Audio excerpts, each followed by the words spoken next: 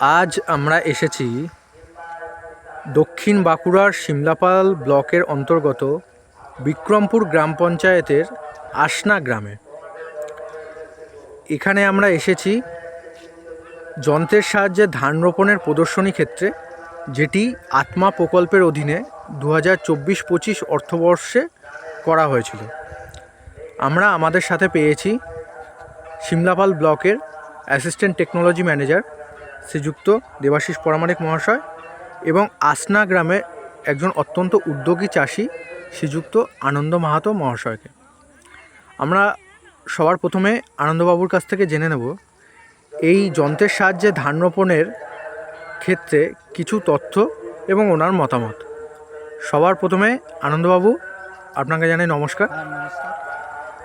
আপনি আমাদের কৃষক ভাইদের উদ্দেশ্যে যদি কিছু তথ্য শেয়ার করেন, সেক্ষেত্রে তাদেরও কিছু সুবিধা হয়। আপনি নিজেও যন্ত্রের সাহায্যে ধান রোপণ এবছর করেছেন এবং আপনি কি ফলাফল পেয়েছেন সেটি যদি জানান।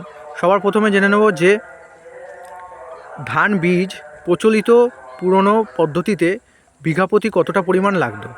5 থেকে 6 কিলোর মতো। আর এই যন্ত্রের সাহায্যে লাগানোর ক্ষেত্রে কতটা পরিমাণ লাগছে? 3 থেকে 4 কিলোর মতো। 3 থেকে 4 কিলো। 4 কিলো তাহলে ধান বীজের পরিমাণ অনেকটা কমেই হয়ে যাচ্ছে। হয়ে যাচ্ছে। আচ্ছা, সেক্ষেত্রে কি ফলন কমছে? না, ফলন কমেনি। কমেনি।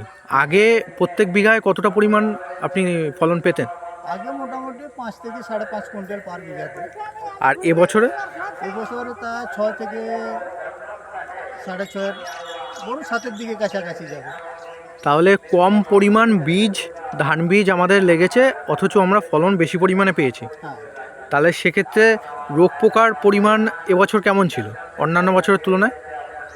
এটা সেটার তুলনায় এবছর অনেকটাই কম, কারণ এ তো দূরত্ব মেনটেন্স করে লাগানোটা আছে।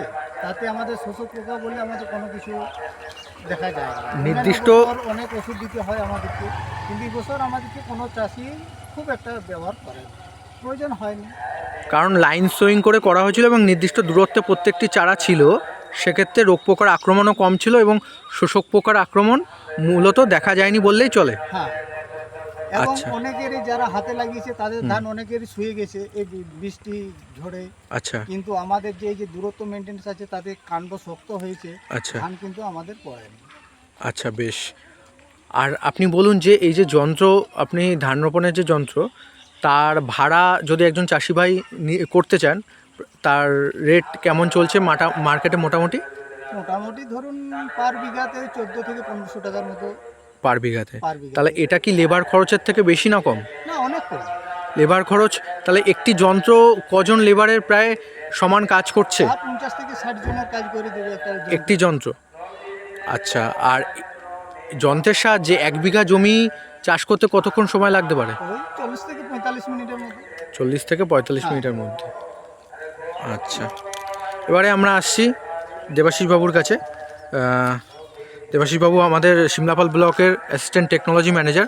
ওনার কাছে কিছু আমরা সাজেশন জানতে চাইবো যে উনি কি রিকমেন্ড করছেন অন্যান্য কৃষক ভাইদের প্রতি।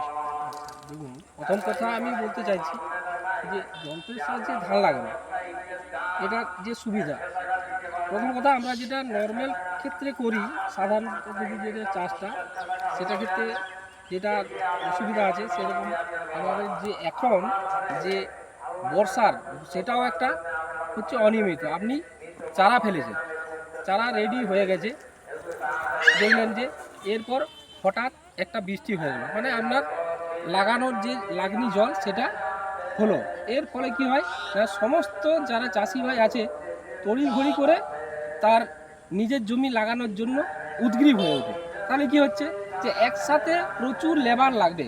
তাহলে কি হচ্ছে, এই যে যন্ত্রের সাহায্যে যে ধান লাগানো, এটার সাহায্যে হলে কি আমার লেবারটা লাগছে না, ঠিক আছে, একদিনে 25 থেকে 30 বিঘার মতো জমি আপনার চাষ হয়ে যাচ্ছে, ঠিক আছে। এটা হচ্ছে আপনার যে লেবারের দিক, সেটার থেকে আপনার রেহাই পাওয়া যাচ্ছে, ঠিক আছে। আর একটা কথা হচ্ছে যে এই যন্ত্রের সাহায্যে ধান লাগালে যেটা প্লেটে ফেলা হয় চারাটা, মানে ম্যাট তৈরি করে যে চারাটা ফেলা হয়, সেটার থেকে ডাইরেক্ট জমিতে নিয়ে যেয়ে মেশিনের সাহায্যে লাগানো হয়। এর ফলে কি হচ্ছে না, যে চারাটা আছে তার আঘাতটা কম হচ্ছে, ডাইরেক্ট মাটিতে পড়ে যাচ্ছে।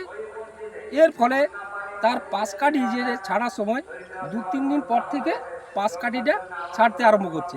এর ফলে কি হচ্ছে না, তার পাশ কাঠির সংখ্যাটাও বেশি হচ্ছে। ঠিক আছে, আর একটা কথা বলছি, যেটা আরেকটা সুবিধা, সেটা হচ্ছে যে যেহেতু এটা লাইন সোয়িং করে যন্ত্রের সাহায্যে লাগানো হচ্ছে, তার মধ্যে একটা যে গ্যাপ থাকছে, সেই গ্যাপের মধ্যে বাতাস চলাচলটা হচ্ছে। এতে কি হচ্ছে না, যে শোষক পোকা, সেই শোষক পোকার আক্রমণটাও তুলনামূলকভাবে অনেক কম হয়েছে। তাই সর্বসাকুল্যে কৃষকের ফলনটাও বৃদ্ধি পেয়েছে। আচ্ছা, ধন্যবাদ দেবাশীবাবুকে। আমি এবার আনন্দবাবুর কাছে যাব এবং ফাইনাল ওনার কাছে 3-4টি কথা জানতে চাইব এবং সেগুলো তথ্যমূলক কথাই হবে। সবার প্রথমে আপনি বলুন, বিঘা প্রতি ফলন অন্যান্য বছরে কতটা হলো আপনি বলছেন? অন্যান্য বছর 5 থেকে 5.5 কুইন্টালের মতো হতো। এবছরে ফলন যন্ত্রের সাহায্যে লাগানোর ফলে কতটা হয়েছে? প্রায় 1 কুইন্টালের মতন বেড়ে গেছে ধরুন। 1 বিঘা জমিতে লেবার দ্বারা ধান লাগাতে কত খরচ হতো প্রায়? প্রায় খরচ হয়ে যেত আপনি সমস্ত মিলিয়ে হ্যাঁ, লেবার খরচটা, শুধু লেবার খরচটা। হ্যাঁ, মানে তাদের যে পরিমাণ টাকা দেওয়া বা যে খাবার। খরচটা হয় তার হ্যাঁ। থেকে ধরুন 1/3 খরচটা আমাদের আসছে। আচ্ছা, তাহলে অন্যান্য বছর, এবছর যদি যে পরিমাণ খরচ হয়েছে অন্যান্য বছর তার 3 গুণ খরচ হতো। হ্যাঁ তাহলে যন্ত্রের সাহায্যে লাগালে লেবার খরচা প্রায় 30% হারে কমে যাচ্ছে। হ্যাঁ হ্যাঁ 30% হারে কমে যাচ্ছে। হ্যাঁ। তাহলে লেবার খরচা কমছে, ফলনের হার বাড়ছে। হ্যাঁ, বাড়ছে। কৃষি বিষ যে আপনি কম ব্যবহার করছেন, তার ফলে পরিবেশেও সুফল পাচ্ছি আমরা। হ্যাঁ, হ্যাঁ, পাচ্ছি। পরিবেশ দূষণ কম হচ্ছে, হ্যাঁ। মানুষের শরীরে রাসায়নিক বিষের পরিমাণ কম যাচ্ছে। যাচ্ছে।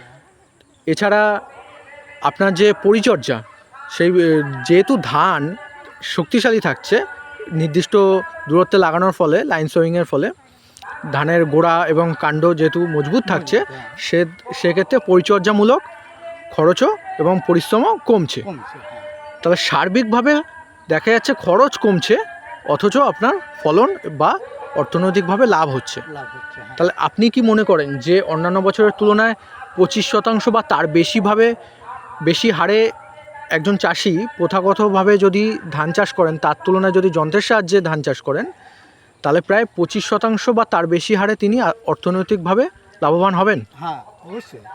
আচ্ছা, তাহলে অন্যান্য কৃষক ভাইদের আপনি আবেদন জানাচ্ছেন তারাও যেন আগামী বৎসরগুলিতে যন্ত্রের সাহায্যে ধান রোপণের দিকে এগিয়ে আসেন। হ্যাঁ, এগিয়ে আসছে। এখন আমাদের এই যে গ্রীষ্ম মরশুমে, হ্যাঁ। তার জন্য আমাদের প্রায় এখন 250 থেকে 300 বিঘার মতন বুকিং হয়ে গেছে। বুকিং হয়ে গেছে এবং তারাও মানে চাইছেন এবং হ্যাঁ, আগ্রহী তারা হয়ে উঠেছেন। চাইছেন। আবার আমাদের এই মাঠে তো প্রায় এই গ্রীষ্মকালীন চাষটা পুরোটাই মেশিনেই হবে, যতটুকু চাষ হবে যতটুকু পুরোটা আপনাদের মেশিনেই গ্রাম এবারে এই বছর তাহলে সিদ্ধান্ত নিয়েছে যে এবার থেকে তারা যন্ত্রের সাহায্যে ধান রোপণের দিকে এগোবেন। হবে। হ্যাঁ, একভাবে। তার মধ্যে কিছু কিছু মানুষ আছে যারা নিজেরাই চাষ করে, তারা হয়তো এখন ব্যবহার করবে না। হ্যাঁ, এবং কিন্তু আপনি আশা যারা- রাখছেন তারাও ধীরে ধীরে আগামী তারাও নিজেরাও এগিয়ে আর আসবেন। লাগাতে যাবে না, কারণ সময় লাগাতে পারবে না, হ্যাঁ, এখন বৃষ্টির পরিমাণ কম। হ্যাঁ, যখন এবং অনিয়মিত বর্ষা হয়। হ্যাঁ। আচ্ছা, ধন্যবাদ আনন্দবাবু আমাদের সাথে থাকার জন্য। দেবাশিস বাবুর কাছে ফাইনালি আসবো শেষ কয়েকটি কথা জানার জন্য, যে আপনি এটুকু কৃষক ভাইদের অন্তত আশ্বস্ত করুন যে তারা যদি যন্ত্রের সাহায্যে ধান রোপণের দিকে এগিয়ে আসতে চায়, একজন কৃষক তিনি এডি অফিস থেকে, অর্থাৎ ব্লকের যে সহকারী কৃষি অধিকর্তাকরণ অফিস, সেখান থেকে এবং আত্মা প্রকল্পের আন্ডারে বা অন্যান্য প্রকল্পের আন্ডারে অর্থনৈতিকভাবে অথবা টেকনিক্যাল রূপে তারা কি সাহায্য পেতে পারেন?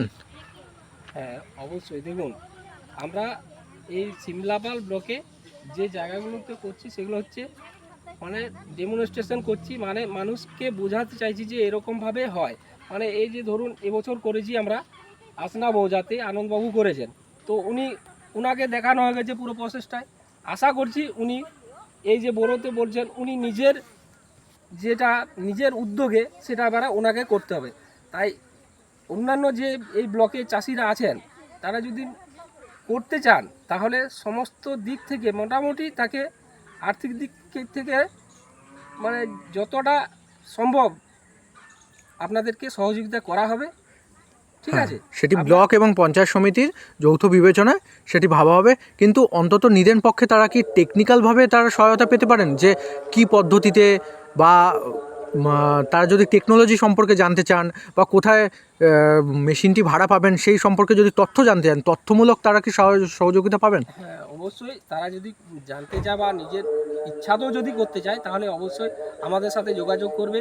মেশিনটা কোথায় আছে, ঠিক আছে, এই প্রসেসে আরও তো অনেক চাষি আছে করেছে, তাদের সাথেও হয়তো আমরা যোগাযোগ করে দিতে পারবো, বা মেশিন কার কাছে আছে সেটার যে যার কাছে আছে তারও মোবাইল নাম্বার আমরা দিয়ে দিতে, এইভাবে আমরা যোগাযোগ করে দিতে পারবো। যদি বিশেষ প্রয়োজন হয়, আমাদেরকে যদি মনে হয় যে একবার এডিও অফিসের স্যারদেরকে নিয়ে আমরা নিজের উদ্যোগে করব, তো আমাদের এতে কোনো অসুবিধা নেই, আমরা অন্তত যে হলেও তাকে পরামর্শটা দিয়ে আসতে পারবো। তাহলে অন্তত পরামর্শমূলক তারা সাহায্য পাবেন, এই আশ্বাস আপনি সমস্ত কৃষক হ্যাঁ, ভাইকে অবশ্যই, দিচ্ছেন। অবশ্যই। তারা যে কোনো প্রয়োজনে যেন তাদের নির্দিষ্ট এডি অফিস বা সহকৃষি অধিকর্তার করণ অফিসে এসে যোগাযোগ করেন, তাই তো? অবশ্যই। তাহলে আমরা দেবাশিসবাবু এবং আনন্দবাবু দুজনকেই ধন্যবাদ জানাচ্ছি, এবং আপনাদেরকেও আবেদন জানাচ্ছি যেন আপনারা ধীরে ধীরে যন্ত্রের সাহায্যে ধান রোপণের দিকে এগিয়ে আসেন এবং অর্থনৈতিকভাবে আরও সবল হন, এবং এই পরিবেশ রক্ষার ক্ষেত্রে এক গুরুত্বপূর্ণ ভূমিকা রাখেন। ধন্যবাদ।